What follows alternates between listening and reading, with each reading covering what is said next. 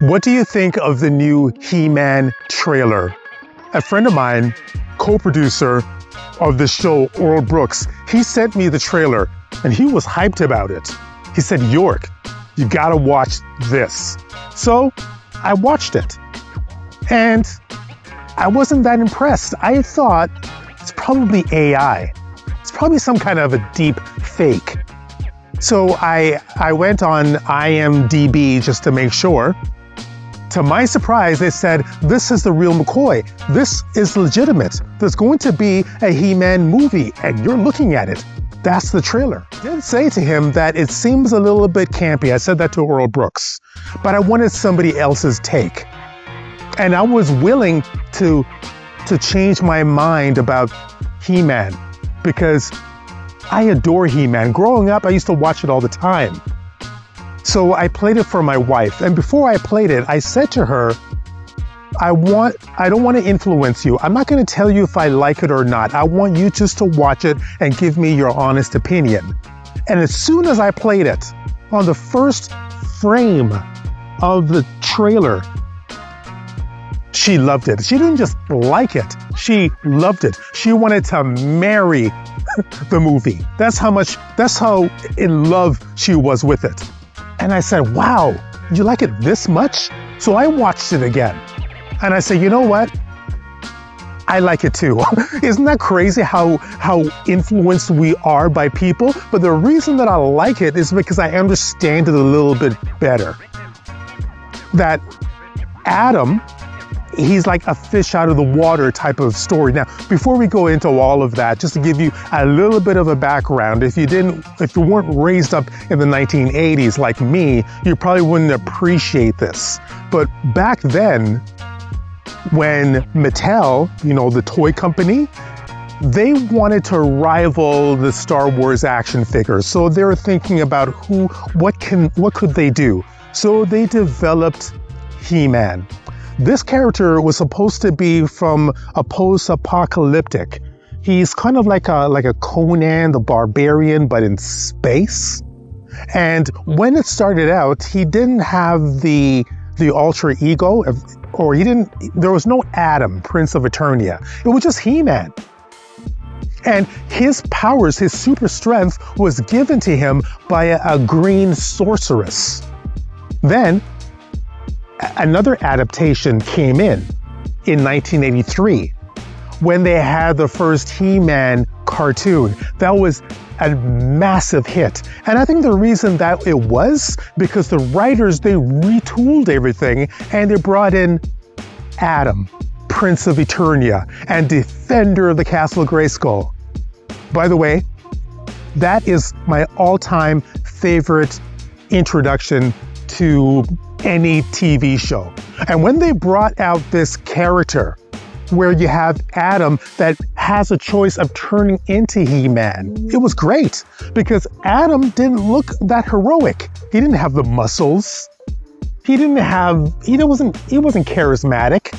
He was stumbling around. He was a rich boy living inside of his palace.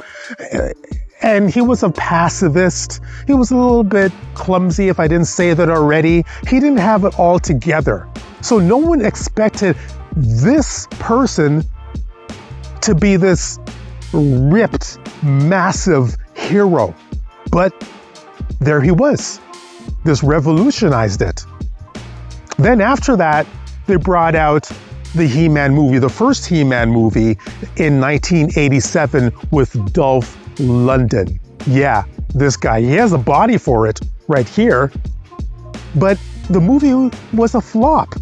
Today, people said that this movie is a cult classic. The reason that it was a flop is because He-Man spent most of the time on Earth. He's from another planet called Eternia. So why is he on Earth through most of the movie?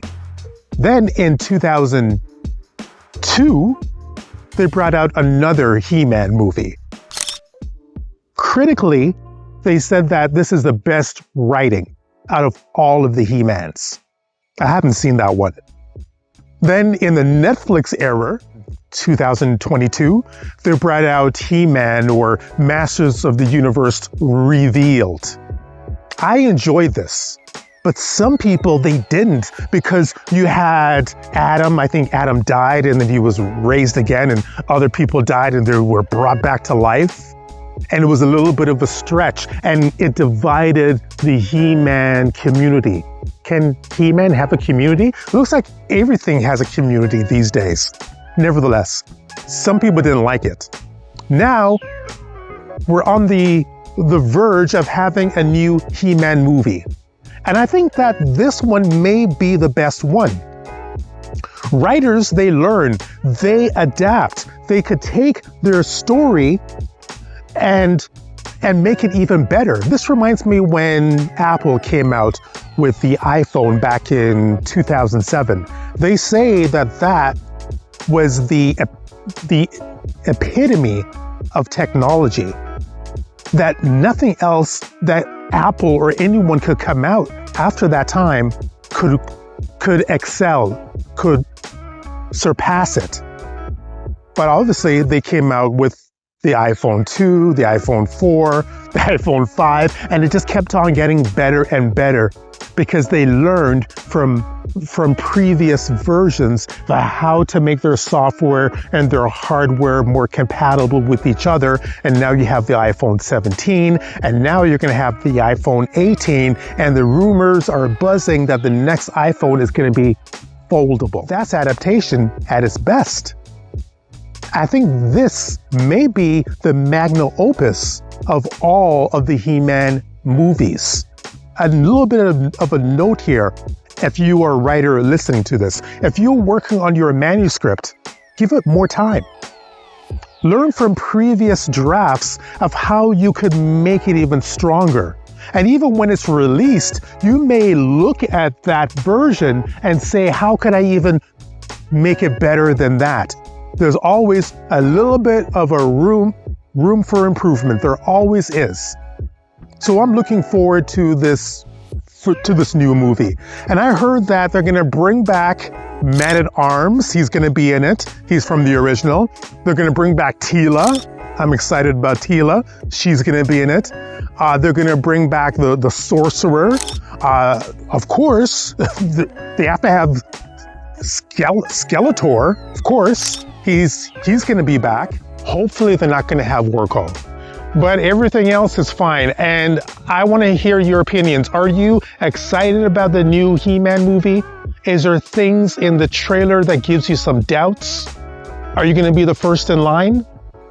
I may be the first in line, or I may see this on opening day. Now, if I do, I'm going to bring a traveling microphone with me and probably interview people as they're coming out of the theater to get their fresh take on a new He-Man movie.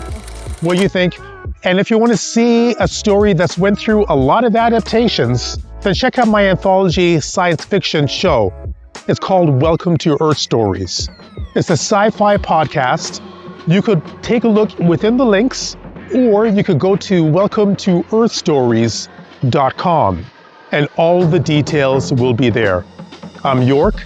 Thank you so much for watching. And by the way, I had some pushback about Supergirl. I'm going to buy the comic book because I said I didn't like the trailer, and because it's a Supergirl that looks totally out of control, and she's drunk all the time, and she has a bad attitude. But somebody says, York, haven't you read the original book, Woman of Tomorrow? And I said, no, I haven't. And the person in the comments says, yeah, check that out. Her world was destroyed and she's in depression. So whoever you are, forgot his name, I'm going to give that, I'm going to buy that and give it a read and come back at you with a fresh take of Supergirl. That's it for me. On the next episode, you don't want to miss the next one, because I never thought in a million years you have Nicolas Cage and Spider-Man. Yeah, all right, I want you to think about that. Till next time, I'm out of here. This is York once again. I'll talk to you soon.